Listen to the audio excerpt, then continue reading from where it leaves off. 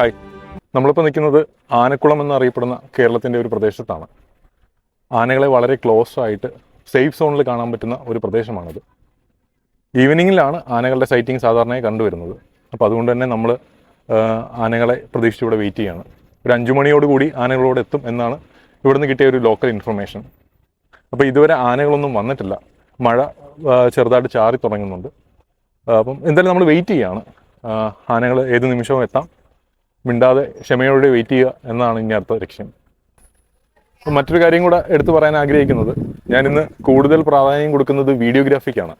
അപ്പം അതുകൊണ്ട് തന്നെ നിങ്ങൾക്ക് മനസ്സിലാവും, ഞാനിവിടെ യൂസ് ചെയ്യുന്നത് ഗിംബൽ ഹെഡല്ല, വീഡിയോഗ്രാഫിയുടെ ഹെഡാണ് യൂസ് ചെയ്യുന്നത്. അപ്പം വീഡിയോയ്ക്ക് കൂടുതൽ ഫോക്കസ് കൊടുക്കുന്നതുകൊണ്ടാണ് ഞാൻ ഈ ഒരു ഹെഡ് യൂസ് ചെയ്യുന്നത്. പെട്ടെന്ന് തന്നെ മഴ പെയ്തു തുടങ്ങി. കാറ്റിൽ മഴ പെയ്യുന്നത് കാണാൻ നല്ല ഭംഗിയാണ്. എന്നാലും ഈ മഴ കാരണം ഇനി ആനകൾ വരാതിരുന്നാലോ എന്നാലോചിച്ചപ്പോൾ ഒരു സങ്കടം തോന്നി.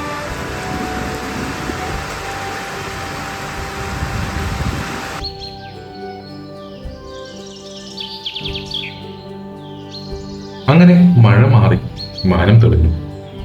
ചെറിയ കോടമഞ്ഞൊക്കെ വന്നു തുടങ്ങി. കാടിന്റെ ഭംഗി അത് വീണ്ടും കൂടിക്കൊണ്ടിരുന്നു. അപ്പോഴാണ് ഒരു കോമൺ കിങ്ഫിഷർ നമ്മുടെ മുന്നിലെത്തിയത്. കക്ഷിയുടെ കുറച്ച് ചിത്രങ്ങളും വീഡിയോസും എല്ലാം പകർത്തിക്കൊണ്ടിരുന്നപ്പോൾ ഒരു ഓപ്പൺ ബെല്ലും അവിടെ എത്തി. ഇതിൻ്റെയൊക്കെ വീഡിയോസും ചിത്രങ്ങളും പകർത്തി അങ്ങനെ നേരം പോയി. പൂർണ്ണമായും ലൈറ്റ് ഔട്ടായി. എങ്കിലും ക്ഷമയോടെ കാത്തിരുന്നു. അങ്ങനെ ഒരു 7 മണിയോടുകൂടി നമ്മുടെ ആനക്കൂട്ടം എത്തിച്ചേർന്നു. അതുവരെ ക്ഷീണിച്ചിരുന്ന എല്ലാവർക്കും പെട്ടെന്ന് എവിടുന്നോ ഒരു എനർജി വന്നതുപോലെ. 4 മണി മുതലുള്ള കാത്തിരിപ്പാണ്. പലപ്പോഴും ഇത്തരം കാത്തിരിപ്പുകൾ നിരാശയ്ക്കും മടുപ്പിനും സങ്കടങ്ങൾക്കും ഒക്കെ കാരണമാകാറുണ്ട്. എങ്കിലും നമ്മുടെ സബ്ജക്റ്റിനെ കാണുന്ന ആ നിമിഷം നാം ഇതെല്ലാം മറക്കും എന്നതാണ് സത്യം.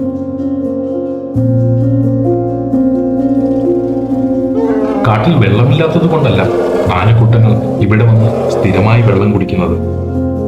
ഈ പുഴയിലെ മണ്ണിനടിയിൽ നിന്ന് ഉറവ പൊട്ടി വരുന്നുണ്ട്. ആ വെള്ളത്തിന് എന്തോ പ്രത്യേകതയുണ്ട്. ഈ വെള്ളം കുടിക്കാനാണ് ആനക്കൂട്ടങ്ങൾ ഇവിടെ വരുന്നത്.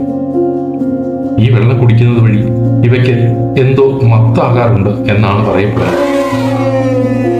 ആനകളുടെ ബിവറേജ് എന്നും ഇതിനെ കളിയാക്കി പറയാറുണ്ട്.